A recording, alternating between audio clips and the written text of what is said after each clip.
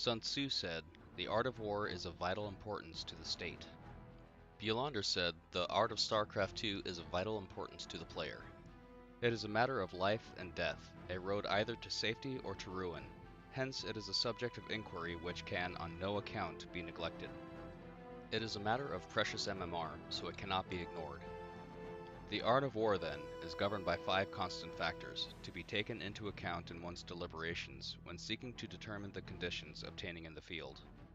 The art of StarCraft 2 is governed by 5 constant factors to be considered when seeking advantages in play.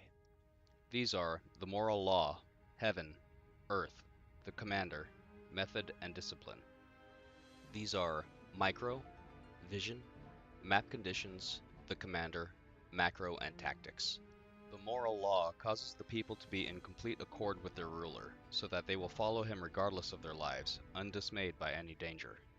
The general's unit control must be accurate, efficient, and quick. Heaven signifies night and day, cold and heat, times and seasons. Vision, including detection, high ground vision, and minimap awareness. Earth comprises distances great and small, danger and security, open ground and narrow passes, the chances of life and death. Map conditions cover distances great and small, high ground advantage, open ground and choke points, Zelnaga towers, brush, and destructible rocks, the chances of favorable trades. The commander stands for the virtues of wisdom, sincerity, benevolence, courage, and strictness. By method and discipline are to be understood the marshalling of the army in its proper subdivisions, the graduations of rank among the officers, the maintenance of road by which supplies may reach the army, and the control of military expenditure. Macro and tactics are moving separate army groups well, control of the economy through enough expansions, appropriate number of production structures, supply awareness, worker production, and the spending of minerals and gas. These 5 heads should be familiar to every general. He who knows them will be victorious. He who knows them not will fail. These 5 factors should be familiar to every general, for those who know them will gain MMR. Therefore, in your deliberations, when seeking to determine the military conditions, let them be made the basis of a comparison, in this wise. In determining who has the advantage in a match, which of the 2 sovereigns is imbued with the moral law? Which of the 2 sovereigns has most ability? With whom lie the advantages derived from heaven and earth? On which side is discipline most rigorously enforced? Which army is stronger? On which side are officers and men more highly trained? In which army is there the greater constancy both in reward and punishment? Who has better micro? Which of the 2 players has the most ability?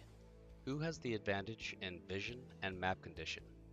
Who spends more time practicing? Who has the superior unit composition? Who makes fewer mistakes? Who is better with macro and tactics?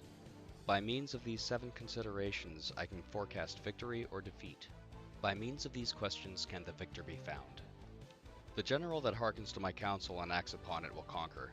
Let such a one be retained in command. The general that hearkens not to my counsel, nor acts upon it, will suffer defeat. Let such a one be dismissed. No, seriously, this is important. While heeding the profit of my counsel, avail yourself also of any helpful circumstances over and beyond the ordinary rules. I am not the culmination of all knowledge. Do some research, always learn when able. According as circumstances are favorable, one should modify one's plans. One's plans must have flexibility. All warfare is based on deception. All warfare is based on deception. Hence, when able to attack, we must seem unable. When using our forces, we must seem inactive. When we are near, we must make the enemy believe we are far away.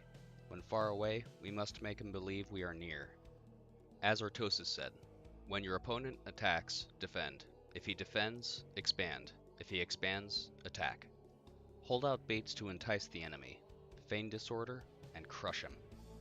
Bait the enemy. Punish harshly. If he is secure at all points, be prepared for him. If he is in superior strength, evade him.